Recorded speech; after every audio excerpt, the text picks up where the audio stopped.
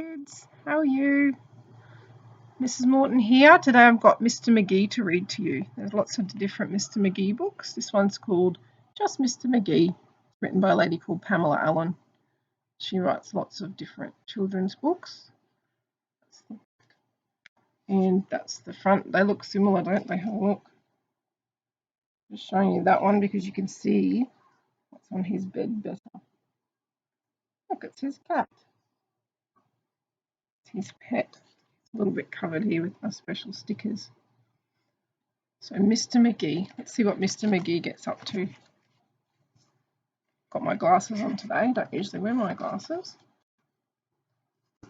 Only when I read, if I read small writing. Mr. McGee by Pamela Allen. Mr. McGee lived under a tree. A lovely tree it is too. He's got his bed. What else has he got? His table and chairs. And he's a long way from the town. Here's the town right in the background. He must like living under his tree by himself.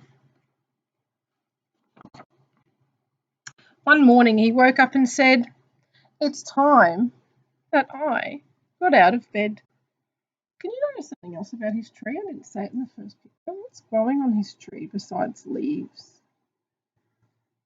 That's right. Look, he's got apples growing on his tree. Have you ever seen an apple tree before?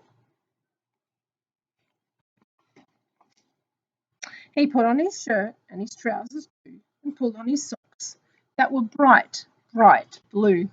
He pulled on his shoes, then he fed the cat. He didn't forget his coat or hat. Look at all the steps he had to do to get ready. A bit like you in the morning when you're getting dressed. Doing all your different steps. "I'm ready for anything now," sang he. "I'm brave, I'm clever, I'm Mr. McGee." He's confident. Oh, look out, Mr. McGee. Then Mr. McGee looked down and found a bright red apple on the ground.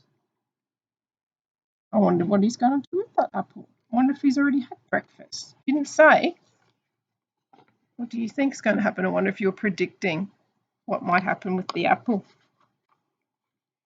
He peeled it carefully, very thin, then gobbled up the wiggly skin. Sometimes when you peel an apple, the skin does go wiggly. We don't sometimes eat the skin. We sometimes peel it and not eat the skin. Mr. McGee's going to eat the skin. He must like the skin. And if he's going to eat the rest of the peeled apple, there it is. His cat's asleep on the bed. Now Mr. McGee began to grow. Outwards and upwards he seemed to go. Outwards and upwards. Have a look. He went out, that means he went bigger. And he went upwards off the ground. Do apple peels make you grow outwards and upwards? Slowly and surely up went he through the branches of the tree. Look how big he's gotten. Hope he doesn't get stuck in there. Over the church and over the steeple. So he's got bigger and bigger and floated up. And over the houses full of people. The apple skin has made him float and fly up high. "Look at me," he shouted down to all the people of the town. And he's a speech bubble. And he's yelling out, "Look at me!" Exclamation mark there. That means he shouted it. Well, Mr. McGee was flying high until a curious bird flew by. "Just the thing for my lunch," said she. She wants to have Mr. McGee for lunch. It's a bit big for her. And pecked him sharply. 1, 2, 3. What a nasty bird. Uh-oh, what's going to happen now? I can see there is air coming out where he's been pecked. What does that mean? Down like a rock fell Mr. McGee.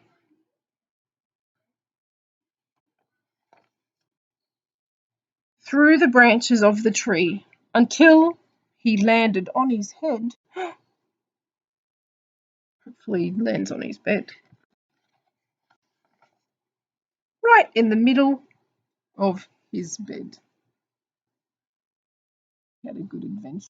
Luckily he landed on his bed. Otherwise he would have gotten hurt, wouldn't he? Good job, Mr. McGee. And there's his cat climbing up in the tree. Wonder if she noticed he was gone.